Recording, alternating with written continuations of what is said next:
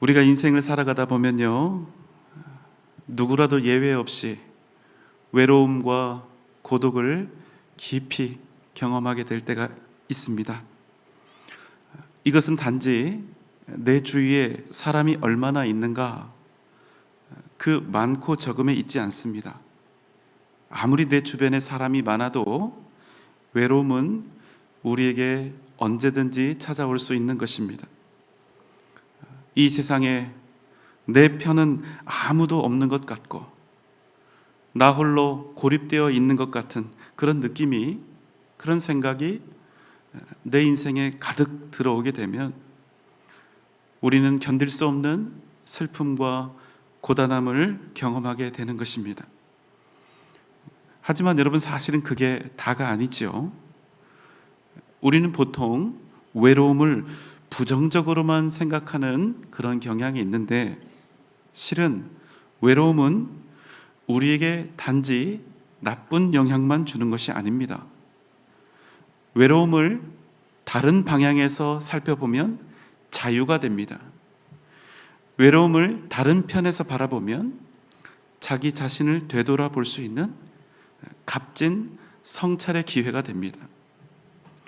외로움을요, 그저 외로움으로만 받아들이면 그 인생은 불쌍하고 고통스러운 인생이 되지만, 우리가 외로움을 잘 선용하면 우리는 외로움이라는 깊고 어두운 터널을 지나면서 괄목할 만한 성장과 영적 성숙을 얻을 수 있게 되는 것입니다.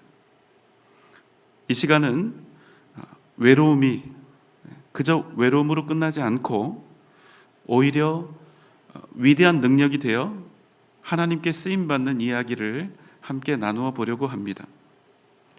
오늘 본문을 통해서 우리는 그 누구보다도 외롭고 고독하고 불행한 인생을 살아가고 있는 한 사람을 만나게 되는데요, 아버지로부터 유난스러운 사랑을 받았지만 어느 날 그 삶이 막장 인생이 되어버린 사람, 자기 형제들에게조차 버림을 받은 사람, 멀고 먼 타국 애국 땅으로 노예가 되어서 팔려간 사람, 그래서 인생 최대의 위기와 외로움을 마주하게 된 한 사람을 우리가 만나게 됩니다. 그 사람 이름이 무엇일까요? 요셉입니다. 하루아침에 특별한 사랑과 보호 속에 있던 귀하디 귀한 아들이요, 노예요 종이 되어서 그야말로 밑바닥 인생을 살아가게 된 것입니다. 아무도 그의 인생에서 그를 위로하거나 그의 손을 잡아줄 사람이 없습니다. 시간이 갈수록 상황이 좋아지면 괜찮은데 상황도 여건도 점점 더 나빠집니다. 애굽 왕의 친위 대장인 보디발의 집에 노예로 팔려갑니다. 그런데 일을 아주 잘합니다. 그러니까 보디발 장군이 어떻게 합니까? 자기 온 집을 다스리는, 관리하는 가정 총무로 삼지요. 하지만 일도 잘하고 잘생긴 요셉을 어느 날부턴가 이 보디발 장군의 부인인 안 주인이 유혹을 하기 시작합니다. 날마다 유혹합니다. 그러다가 하루는 어쩔 수 없이 이 여자의 손에 자기 겉옷을 버려두고 도망을 치지요. 이 여주인의 마음이 어떠했을까요? 감히 어린 종놈이 주인의 자존심을 짓밟은 것입니다. 남편이 오자 어떻게 합니까? 저 히브리 노예가 나를 겁탈하려 했다고 거짓으로 고하게 되죠. 결국 요셉은 옥살이를 하게 됩니다. 노예 살이도 지금 너무나 억울하고 힘든데 억울한 옥살이까지 당하게 된 것이지요. 하지만 어떻습니까? 비록 죄인의 신분으로 옥살이를 하고 있지만 그 안에서도 일을 잘합니다. 그래서 이번에는 죄수들을 관리하는 사람이 된 것입니다. 옥중에서 그러던 중에 누구를 만나게 됩니까? 옥에 들어온 두 사람을 만나게 되는데, 한 사람은 왕의 술 맡은 관원장이고 또 한 사람은 왕의 떡을 굽는 관원장이었습니다. 별거 아닌 사람들이네 이러시면 안 되고요. 아주 왕과 가까운 최측근의 고위직입니다. 왕이 먹는 음식을 아무나 담당할 수는 없지요. 어느 날 그 두 사람이 옥에 갇힌 채 잠을 잤는데 꿈을 꿉니다. 그런데 그 꿈의 뜻을 도무지 알지 못해서 너무나 답답해하고 있습니다. 창세기 40장 7절 8절입니다. 요셉이 그 주인의 집에 자기와 함께 갇힌 바로의 신하들에게 묻되 어찌하여 오늘 당신들의 얼굴에 근심의 빛이 있나이까? 그들이 그에게 이르되 우리가 꿈을 꾸었으나 이를 해석할 자가 없도다. 요셉이 그들에게 이르되 해석은 하나님께 있지 아니하니이까 청하건대 내게 이르소서. 요셉은 그 사람들의 꿈을 해석해 줍니다. 그러면서 이렇게 간곡히 부탁을 하지요. 창세기 40장 14절 15절입니다. 당신이 잘 되시거든 나를 생각하고 내게 은혜를 베풀어서 내 사정을 바로에게 아뢰어 이 집에서 나를 건져 주소서.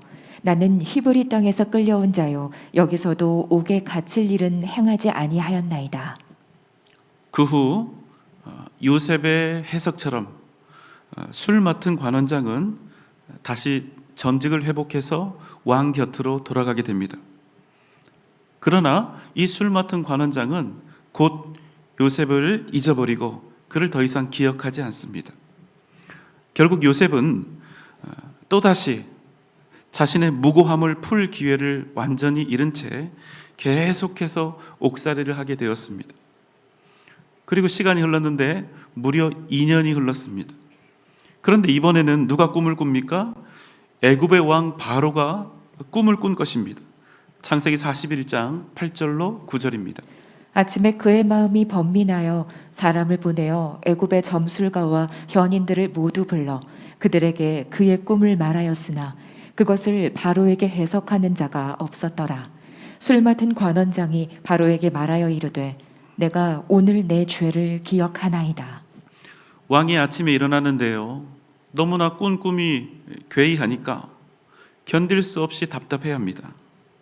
그래서 애굽에 있는 모든 지혜로운 자들과 또 점술가들을 다 불러서 자신의 꿈을 이야기하고 그 꿈을 해석하라고 하죠.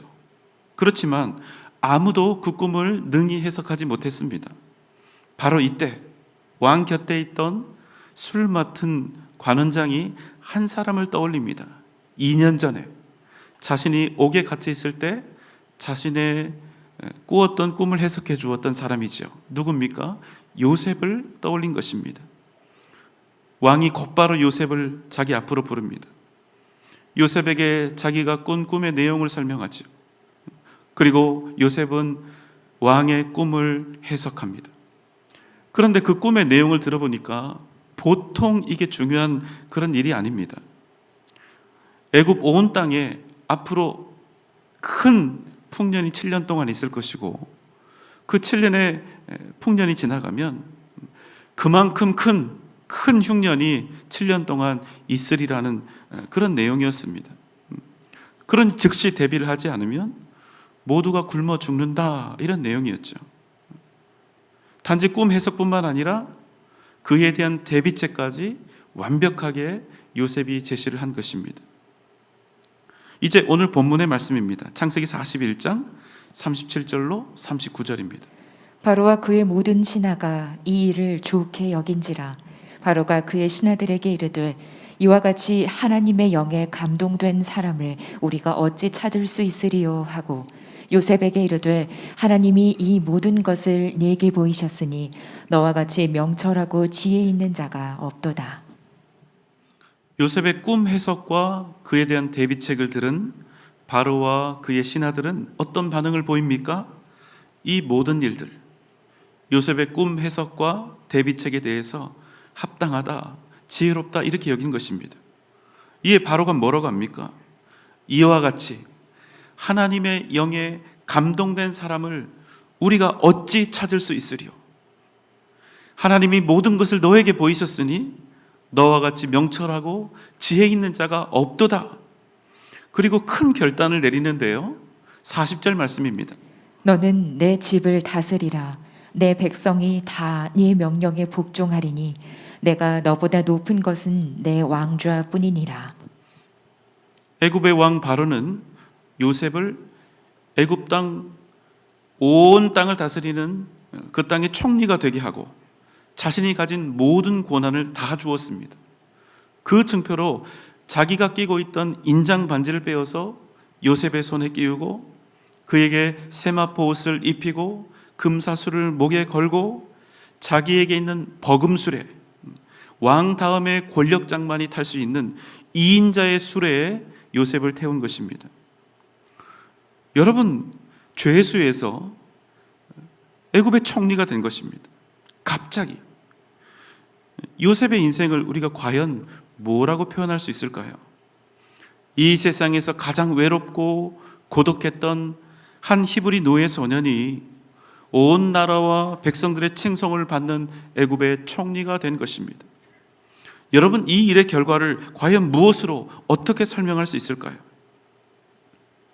요셉은 17살, 어린 나이죠. 17살에 애굽의 노예로 팔려갔습니다. 그리고 13년 동안 죽을 만큼 고생을 했습니다. 정말 어렵고 힘겹고 억울하고 답답하고 고통스러운 삶을 살았던 것입니다. 하지만 여러분, 그럼에도 불구하고 그 고통스러웠던 그 13년 그 모든 순간마다 그를 통해서 한결같이 나타났던 놀라운 일이 있었다는 사실입니다. 그 일이 무엇이었을까요? 요셉의 인생을 주목하고 있었던 사람들이 있었습니다. 그의 첫 주인이었던 보디발 장군, 그가 갇혀있던 감옥의 간수장, 그에게 꿈 해석을 요청했던 술 맡은 관원장과 떡 굽는 관원장, 그리고 그를 지금 애굽의 총리로 삼은 애굽의 왕 바로, 이 모든 사람들이 애굽을 통해서 공통적으로 똑똑히 보았던 한 가지 사실이 있었다는 것입니다. 여러분, 그들은 요셉에게서 무엇을 본 것입니까? 그들은 여호와께서 요셉과 함께 하시고 그의 범사에 형통케 하심을 보았다는 것입니다.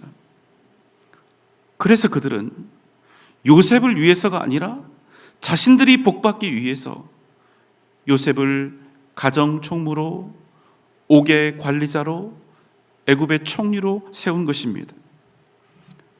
요셉이 복을 주는 사람, 복을 몰고 오는 사람인 것을 간파했기 때문입니다. 그런데 여러분, 요셉에게 이런 놀라운 일이 나타났던 이유는 과연 무엇입니까? 어째서 그에게는 하나님의 함께 하심과 형통케 하심이 모든 순간 날마다 그의 13년 동안 이렇게 드러날 수 있었습니까? 결단코 여러분, 그의 인생이 완벽했기 때문이 아닙니다. 그의 인생이 다른 사람들보다 고매하고 의롭고 성숙했기 때문이 아닙니다. 그는 어린 시절 아버지의 편애를 받으며 형들 앞에서 교만했고 형들을 무시했습니다. 형들에게 미움과 증오를 받을 만한 충분한 이유를 가지고 있었습니다. 그 일들을 생각하면 얼마든지 손가락질 받고 비난받을 만했습니다. 그러나 여러분, 그럼에도 이 모든 사실들을 뛰어넘을 분명한 이유가 하나 있었다는 사실입니다. 여러분, 무엇일까요? 그것은 살아온 모든 순간 그는 변함없이 하나님의 사람이길 원했다는 사실입니다. 형들로부터 배신을 당해 애굽의 노예로 팔려갔지만 그는 역시 하나님의 사람이었습니다. 여주인의 거부할 수 없는 유혹 앞에서도 그는 여전히 하나님의 사람이었습니다. 무고를 당하여 억울한 옥살이를 하게 되었지만 그는 그런 억울함 속에서도 여전히 하나님의 사람이었던 것입니다. 여러분, 상황을 생각해 보십시오. 그 상황으로만 본다면 얼마든지 하나님을 원망하고 불평하며 절망할 수 있었던 것입니다. 그러나 그 모든 상황 속에서도 그는 언제나 하나님의 사람으로서 자신의 삶을 믿음으로 묵묵히 살아내고 있었던 것입니다. 훗날 그는 애굽의 총리가 되었죠. 세상의 모든 부귀 영화와 권세를 다 가졌을 때에도 그는 여전히 변함없이 하나님의 사람으로 존재했다는 사실입니다. 무슨 말씀입니까? 감당할 수 없는 외로움과 고독 속에서도, 시련 속에서도 여전히 그를 견디게 하고 인내하게 하고 지탱하게 하고 살게 하고 그를 위대하게 하고 그로 세상을 이겨 승리하게 할 수 있었던 그 유일한 비결이 있었다는 겁니다. 그 비결은 무엇입니까? 그 비결은 요셉이 단 한순간도 자신이 하나님의 사람인 것을 잊지 않았다는 사실입니다. 그런 요셉을 향해 애굽의 왕은 이렇게 이야기하는 것입니다. 하나님의 영에 감동된 사람, 하나님의 영에 감동된 사람. 여러분, 하나님의 영에 감동되었다는 그 말의 의미는 무엇일까요? 어떤 대단한 능력이, 강력한 능력이 누군가로부터 이렇게 드러난다, 이런 말일까요? 아니요, 그렇지 않습니다. 여기서 우리에게 정말 중요한 것은 무엇입니까? 그저 하나님, 내가 하나님의 영에 감동된 사람이 되게 하여 주옵소서, 이렇게 기도하는 것입니까? 단지 하나님, 내가 성령 충만한 사람이 되게 해 주옵소서, 이렇게 간구하는 것입니까? 여러분 어떻습니까? 이 기도 우리 다 한두 번씩 아니면 매일 하나님께 드리고 있는 그런 기도가 아닙니까? 하나님, 성령 충만케 하옵소서, 하나님의 영에 감동케 하여 주옵소서, 이렇게 기도를 우리가 하죠. 그런데 여러분, 기도하니까 그 기도대로 잘 응답이 되셨습니까? 아마 구하신 대로 그렇게 잘 응답되지 않았던 기억이 어쩌면 더 많았을지 모르겠습니다. 왜입니까? 성령의 충만하심, 하나님의 영에 진정 사로잡히기 위한 가장 중요한 전제가 없었기 때문입니다. 여러분, 성령 충만하기 위한 그 중요한 전제는 무엇입니까?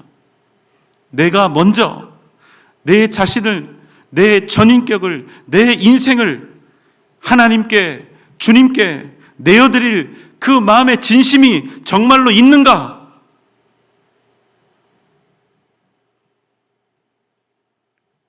여러분 기억하십시오. 나 자신을 하나님께 내어드리지 않고 성령 충만할 수는 없다는 사실입니다. 그저 우리가 생각하는 은혜로운 현상들이 있습니다. 은혜를 받을 때 우리가 우리의 눈으로 볼 수 있는 시각적인 어떤 특별한 신앙적인 현상들이 있죠. 그런 현상이나 어떤 목적을 달성하기 위해서 구하는 성령 충만은 여러분 불가능하다는 거예요.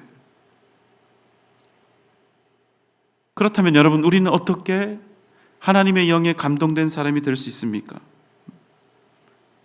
그것은 단지 우리가 하나님의 영에 감동되기를, 우리가 성령 충만하기를 그저 마음으로 바라는 것이 아니라 내가 하나님의 사람인 것을 기억하며 나 자신을 모든 인생의 순간 하나님의 선하신 뜻에 내어드리는 것입니다. 그저 내가 내 인생에서 잘 되기를, 내가 원하는 잘됨을 바라는 것이 아니라 살든지 죽든지 내가 모든 순간 하나님의 사람으로 존재하기를 결단하며 주님 앞에 나아가야 한다는 것입니다. 내 삶에 어떤 고난과 역경이 닥쳐온다 할지라도 변함없이 언제나 항상 하나님의 사람으로서 내 모든 삶을 주님께 맡기며 믿음으로 전진해야 한다는 거예요.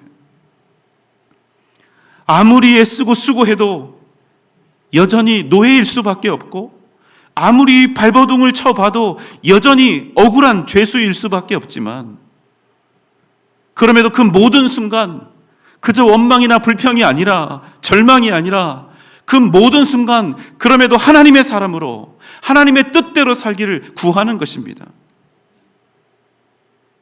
그럼 어떤 일이 일어납니까?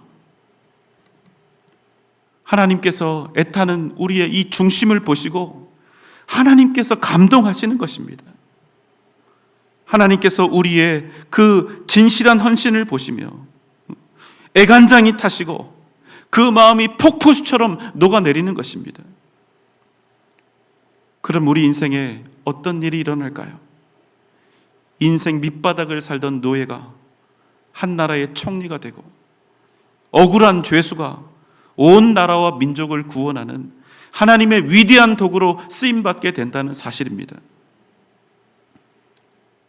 여러분, 무엇이 능력이고 무엇이 하나님의 감동케 하심을 얻는 길일까요? 요셉은 모든 순간 하나님의 사람으로 살았습니다.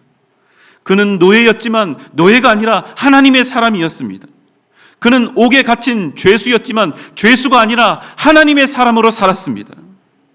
그는 애굽의 총리가 되었으나 여전히 그는 하나님의 사람으로 살았던 것입니다. 요셉은 자신의 인생 모든 순간 자신이 하나님의 사람인 것을 잊지 않았던 것입니다. 사랑하는 여러분, 여러분의 인생 모든 순간 여러분이 하나님의 사람인 것을 잊지 마시기 바랍니다. 그럼 하나님의 그 감동케 하심을 여러분의 인생 그 모든 순간마다 반드시 경험하게 될 줄 믿습니다. 여러분, 우리는 완벽하지 않습니다. 단 한 사람도 완벽하고 완전한 인생을 살아가지 못합니다. 우리 모두는 상처를 받으며 살아갑니다. 우리 모두는 외로움을 경험하면서 살아갑니다. 우리 모두에게 인생의 쓰디쓴 고난과 문제들이 찾아옵니다. 그러나 그럼에도 우리에게 하나님의 은혜가 부어지면, 하나님의 감동케 하심이 있으면 우리가 가진 그 부족함과 연약함, 우리의 외로움과 상처는 오히려 살아계신 하나님의 능력으로 변하게 된다는 사실을 여러분 잊지 마시기 바랍니다. 무엇이 세상을 이길 힘이 됩니까? 어떤 사람이 세상을 바꿀 수 있습니까? 하나님께 감동된 사람이 세상을 바꾸는 것입니다. 우리의 가정, 우리의 교회, 우리가 속한 공동체를 변화시킬 수 있는 사람은 누구입니까? 하나님의 손에 붙잡힌 사람이 변화시키는 것입니다. 사랑하는 여러분, 모든 순간 여러분이 어떤 처지, 어떤 신분을 가지고 있든지 모든 순간 하나님의 사람으로 사시기 바랍니다. 그것이 하나님의 영에 감동된 믿음의 사람의 증거요 여러분의 능력이 될 줄 믿습니다. 오직 믿음으로 승리하는 복된 여러분 되시기를 주님의 이름으로 축원합니다.